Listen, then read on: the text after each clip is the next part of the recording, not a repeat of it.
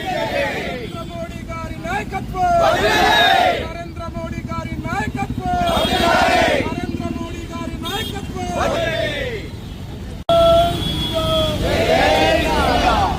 జిందాబాద్ జిందాబాద్ BJP జిందాబాద్ జిందాబాద్ BJP జిందాబాద్ జిందాబాద్ జిందాబాద్ BJP జిందాబాద్. Vande Mataram BJP. Bharat మాతా key జై. భారత్ మాతా key జై. భారత్ మాతా key జై. భారత్ మాతా కీ జై. జై బీజేపీ. జై బీజేపీ. జై బీజేపీ. నరేంద్ర మోడీ గారి నాయకత్వం. వర్ధిల్లాలి. నాయకత్వం. వర్ధిల్లాలి. నాయకత్వం. వర్ధిల్లాలి. నాయకత్వం. దేశమంతా పండగ వాతావరణం నెలకొంది.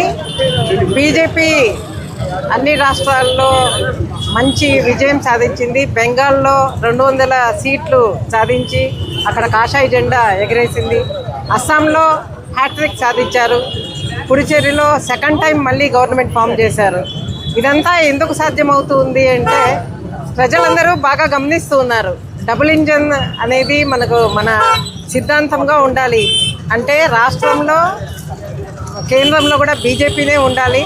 అప్పుడే మనం అనుకునే విధంగా అభివృద్ధి చెందుతుంది అనేది ప్రజలందరూ కూడా నమ్ముతూ ఉన్నారు.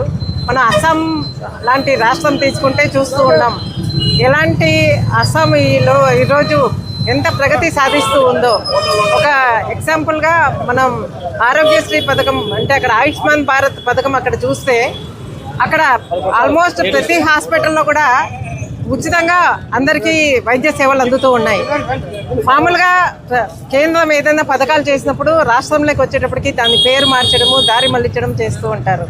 అలాంటివి కాకుండా రాష్ట్రంలో దేశంలో కూడా ఒకటే గవర్నమెంట్ ఉండాలి అనేది బీజేపీ సిద్ధాంతాలు నచ్చే ప్రతి ఒక్కరు కూడా దేశం అభివృద్ధి చెందే వాళ్ళందరూ కూడా నమ్ముతూ ఉన్నారు.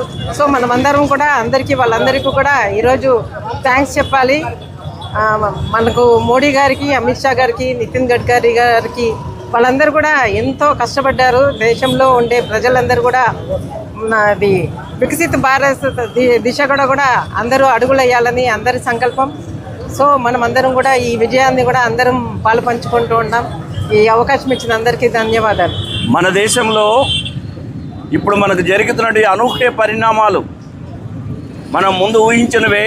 ముఖ్యంగా బెంగాల్లో ఒక రాక్షస ప్రభుత్వం అంటే ఆ రోజుల్లో రావణాసుడు ఏ విధంగా ప్రజల్ని లేదా ఇక్కడ మునుల్ని అనేక ఇబ్బందులు పెట్టి తన నామమే జపించాలని ఎలా కోరాడో ఆ విధంగా ఈ బెంగాల్లో మమతా గారు తన యొక్క మాటే చెల్లాలి, హిందువులందరినీ ఊచకోత కోయాలి, ఇలా ఒక బీభత్సమైనటువంటి పరిస్థితుల్లో ఎంతో కష్టపడి మన మోడీ గారి ప్రభుత్వం ఒక చక్కటి ప్లాన్ ప్రకారం దొంగ ఓట్లను తొలగించడము, ప్రతి ఒక్కడ హిందువులందరికీ ధైర్యం చెప్పడము, అక్కడ గట్టి నిఘా ఏర్పాటు చేయడము, కేంద్ర బలగాలను పంపించడము, ఇవన్నీ చేసి అవి అరికట్టగలిగారు. నిజంగా ఇది చాలా అనూహ్య పరిణామము. మనమందరం కూడా ఆశించిందే ఈ ధర్మం కాపాడబడాలంటే ఎప్పటికైనా సరే ఈ యొక్క బీజేపీ ప్రభుత్వం, నరేంద్ర మోడీ గారి నాయకత్వం వర్ధిల్లాలి. అదేవిధంగా మిగతా 2 రాష్ట్రాలు కూడా మనం ఊహించినవే. కాబట్టి మోడీ గారి ప్రభుత్వం ప్రపంచంలో దశదిశలా యొక్క పేరు వ్యాప్తి చెందాలని మనసారా కోరుకుంటూ మనమందరం కూడా ఆ బీజేపీ ప్రభుత్వానికి మనము గట్టిగా కృషి చేసి మన ప్రొద్దుటూరులో కూడా రాబోయే రోజుల్లో బీజేపీ యొక్క స్థానాన్ని నిలబెట్టాలి. ఒకప్పుడు ప్రొద్దుటూరులో ద్వితీయ స్థానంలో ఉంది బీజేపీ, భారతీయ జనసంఘ్ అనే పేరుతోటి. కాబట్టి మళ్ళీ తిరిగి అదే స్థానంలో కనీసం ఉండే పెద్ద స్థానంలో రావాలని మనమందరం గట్టిగా కృషి చేయాలని కోరుతున్నాం. చాలా శుభదినం. ఎందుకు అంటే ఒక రాక్షసుని దగ్గర నుంచి దేశంలో ఒక రాష్ట్రము, ప్రధానంగా బెంగాల్. ఈరోజు 5 రాష్ట్రాలలో మనకు ఎలక్షన్లు జరిగిన భయంకరమైన పరిస్థితి పశ్చిమ బెంగాల్లో మాత్రమే ఉన్నది. అక్కడ ఒక క్యాండిడేటు మీరు బీజేపీకి ఓట్లు వేసిండ్రంటే మీ నాలుకలు కోస్తామని చెప్పేసిన ఒక నాయకుడు వస్తున్నాడు. మీరు అక్కడ కనుక బీజేపీ కనుక వేస్తే కనుక మీరు మాంసం తినలేరు, మీరు చేపలు తినలేరు, మీరు ఏమీ చేయలేరు. అన్నీ కూడా గవర్నమెంట్ చెప్పిన ప్రకారమే చేయాల్సి వస్తుంది. మాంసం బ్యాన్ చేయబడుతుంది, చేపలు బ్యాన్ చేయబడుతున్నాయి. ఇట్లాంటి ఎన్ని రకాలుగా ఒక ముఖ్యమంత్రి స్థాయిలో ఉన్నటువంటి వ్యక్తి ఎంత ఘోరంగా ఎట్లా ప్రవర్తించిందంటే ఈరోజు నిజంగా రావణాసురుడు చనిపోయినటువంటి రోజు అనుకోవాల్సిందే.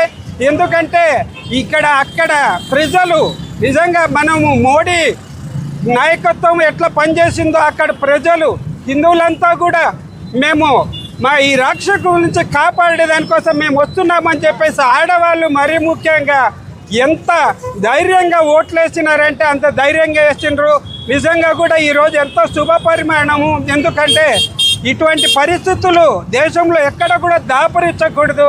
రాబోయే రోజుల్లో కూడా మన గవర్నమెంట్ బీజేపీ గవర్నమెంట్ మోడీ గారి నాయకత్వంలో అందరికి కూడా 33% మహిళా రిజర్వేషన్ చేయబడుతుందని చెప్పేసి దానికోసం ఎంతో ప్రయత్నం చేయడం జరిగింది.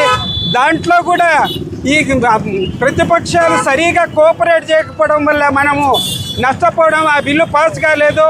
మళ్ళీ ఆ బిల్లు పాస్ చేసుకునే దానికోసము మనందరం కూడా ఆయనకి మద్దతు ఇచ్చి రాబోయే రోజుల్లో ఆ 33% మహిళా రిజర్వేషన్ బిల్లును కూడా మనం చేయించుకొని మనము రాబోయే రోజుల్లో భారతదేశము అన్ని రకాల ప్రపంచంలో అగ్రగామిగా నిలబెట్టే దానికోసం ప్రయత్నం చేసి మళ్ళీ ఒక్కసారి భారత్ మాతా కీ జై.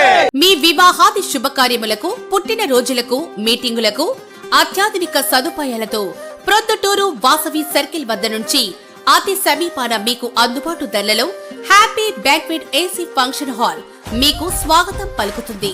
మా ఫంక్షన్ హాల్ నందు వంట సామాగ్రి మరియు విశాలమైన కార్ పార్కింగ్, అతి తక్కువ మెయింటెనెన్స్ ఖర్చుతో ఏ ఫంక్షన్ అయినా మా happy banquet AC function hall నందు జరుపుకొని ఆనందాన్ని పొందండి. బుకింగ్ కొరకు సంప్రదించండి. మా సెల్ నంబర్ 9100600238 7799 000211.